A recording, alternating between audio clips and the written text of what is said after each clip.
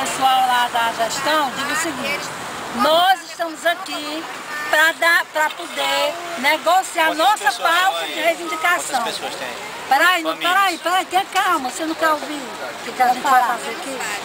Nós queremos, estamos aqui para que haja imediata aplicabilidade e implementação da nossa pauta de reivindicação, tá? Que sabe qual é. Agora, vai depender da gestão o tempo que a gente vai ficar aqui. Se nós vamos ocupar ou não para sempre, vai depender da Prefeitura! Vai depender da Prefeitura, da boa vontade ou do compromisso que tiver para nos atender. Tá? A nossa pauta está parada, estagnada. Aqui são várias comunidades de Fortaleza, entendeu?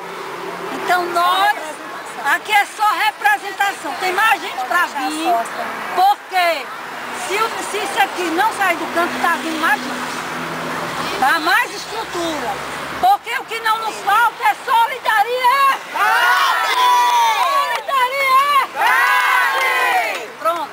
A organização assim eu acho bonito. Agora, quando tem organização assim, eu acho que dá certo. Até porque não precisa tu vir fazer denúncia nenhuma, porque eu já fiz parte do movimento, eu sei como é que você trata. Mas você já chegou em comunidade? Na Vila Nova, por exemplo, botou um trator lá abaixo. Tá bom, vocês sabem que ninguém vem por determinação pessoal.